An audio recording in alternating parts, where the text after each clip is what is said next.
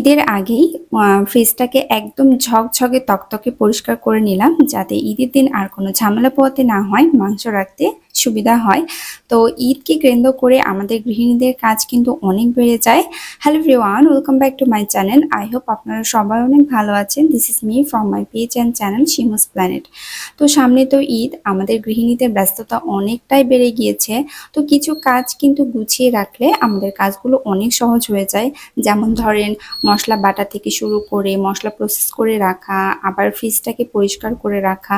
তো এরকম আগে থেকে কিছু কাজ গুছিয়ে রাখলে ঈদের দিন কাজটা কিন্তু একদম সহজ হয়ে যায়। ঈদের দিন কিন্তু অনেক ব্যস্ততার মধ্যে কাটে, ভুঁড়ি টুড়ি পরিষ্কার করা, মাংসগুলোকে ঠিকঠাকভাবে রাখা। তো সেজন্য আগে থেকে কিন্তু ফ্রিজটাকে পরিষ্কার করে রাখতে হবে। যেহেতু আমরা দেশের বাড়িতে চলে যাব ঈদ করতে, তো দেশের বাসা থেকে তো মাংস অবশ্যই আনা হবে, আর ফ্রিজটাও আমি অনেক দিন থেকে পরিষ্কার করিনি। তো ভাবলাম আজকে পরিষ্কার করবই। বাবু নিয়ে তো একটু টাফ, তবুও করতেই হবে। অনেক দিন ধরে আমি করতে চাচ্ছিলাম, বাট আমার সময় ব্যাটে বলে মিলতেই ছিল না। আজ এটা কাজ ওইটা কাজ, তো যাওয়ার আগে আমি একটা একটা করে সবকিছু মানে গুছিয়ে রেখে যাচ্ছিলাম, যাতে করে এসে ভ্যাকেশন শেষে এসে আমার যেন কোনো কষ্ট করতে না হয়। তো ফ্রিজটা পরিষ্কার করতেছি আজকে, একদম তোড়জোড় ভাবে লেগে পড়ছি যে আজকে আমি ফ্রিজ পরিষ্কার করবই। এর মধ্যে তো আমার টডলারের বিরক্ত আছেই। আমি ওকে একটু কার্টুন দিয়ে রাখছিলাম ওই সময়টাতে, কিন্তু পরে আবার আমাকে বিরক্ত করতে চলে আসছে। তো প্রথমে আমি সবগুলো যেগুলো পার্ট বাই পার্ট সবগুলো খুলে রাখছিলাম। আগে জিনিস ১ ঘন্টা আগে ফ্রিজটা অফ করে সবগুলো বের করে হুইলের পানি দিয়ে সাথে একটু স্যাভলনও দিয়েছিলাম, যেহেতু অনেক দিন থেকে পরিষ্কার করিনি। আবার ফ্রিজে যেহেতু মাছ মাংস আমরা রাখি, একটু রক্ত এগুলো থাকে, তো ওই জন্য আমি একটু স্যাভলন দিয়ে ভালো করে সবগুলোকে ক্লিন করে তারপরে শুকনা কাপড় দিয়ে মুছে ড্রয়ারগুলোকে সবগুলো ভালোভাবে সেট করে নিচ্ছিলাম।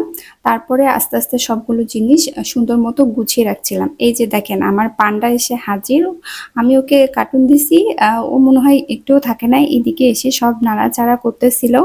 আমি তো ভাবছিলাম আজকে মনে হয় আমার ড্রয়ার এই তাকগুলো সবগুলো ভেঙে যাবে। যাই হোক, অনেক কষ্ট করে ম্যানেজ করে এর মধ্যে আমি আপনাদের জন্য ভিডিও করতেছি। যাই হোক, সব সুন্দর করে গুছিয়ে রাখছিলাম। কাঁচা বাজার যাওয়ার আগে সবকিছু শেষ করে শুধু শুকনো যেগুলো আইটেম ছিল সেগুলো আমি রেখে এসেছি। আর এই যে আমার ফ্রিজটার উপরটাও সব একদম ঝকঝকে পরিষ্কার।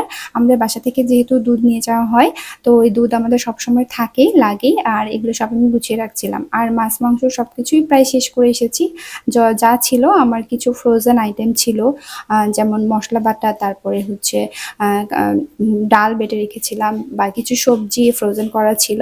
তো এইভাবে আর কি সবকিছু শেষ করে যেগুলো একদমই দরকার সেগুলো রেখে দিয়ে উপরের তাকটা আমি একদম ফাঁকা রেখেছি, যেন ওখানে আসার পরে আমি মাংসটা রেখে দিতে পারি। এই যে দেখেন, মনে হচ্ছিল যে শান্তি শান্তি শান্তি। ফ্রিজটা পরিষ্কার করার পরে মাথাটা একদম পাতলা লাগতেছিল। কয়দিন ধরে আমার মাথায় হেডেক হয়েছিল যে আমি কখন ফ্রিজটা পরিষ্কার করতে পারবো। মেয়েদের এরকম কাজ গুছানো থাকলে কিন্তু আসলেই ভালো লাগে। মানে আমাদের গৃহিণীদের এইসব কিছু কিছু কাজ আছে, ওই কাজগুলো করে রাখলে মাথাটা একদম পাতলা থাকে। আর বেসিক কিছু কাজ, এগুলো রান্না বান্না তো আমাদেরকে করতেই হয়, কিন্তু এই যে পরিষ্কার করা, ফ্রিজ পরিষ্কার করা, তারপরে মশলা বাটা, তারপরে মাসের কিছু বেডশিট কাপড় এগুলো ধোয়া কাচা থাকলে মনে হয় যে একদম মাথাটা পাতলা। আর এ রান্নাবাড়ি করে খাবো তাহলেই হয়ে যাবে। আর ঝাড়া মোছা এগুলো তো প্রত্যেক দিনেরই কাজ। তো আমি হচ্ছে ফ্রিজ পরিষ্কার করার পরে আজকে আমি একটু অন্য ধরনের রান্না করতেছি। সেদিন অনেক গরম পড়েছিল, তো আমি হচ্ছে শসা দিয়ে ট্যাংরা মাছের একটা পাতলা ঝোল করেছিলাম। আপনারা কে কে শসা দিয়ে তরকারি খেয়েছেন অবশ্যই কিন্তু কমেন্ট করে জানাবেন। কিছু যারা খাননি তাদের ক্ষেত্রে একটা হিন্টস বলে দিই, এটা অনেকটাই লাউয়ের মতো লাগে খেতে। আমার কাছে ভালোই লাগে। অনেক যখন গরম পড়ে তখন আমি এভাবে রান্না করে খাই, মানে বেসিক যেরকম ভাবে রান্না করে সেভাবেই। প্রথমে আমি সব মশলাগুলোকে কষিয়ে নিয়ে মাছটা একটু রান্না করে নিয়েছি। তারপরে হচ্ছে শসা আলু এগুলো দিয়ে ভালো করে কষিয়ে নিয়ে সিদ্ধ করে নিয়ে আর একটু কষিয়ে নিয়ে তারপরে ঝোলের জন্য পানি দিয়ে মাছগুলো দিয়ে ভালো করে ঝোলের পানি দিয়ে দিয়েছিলাম।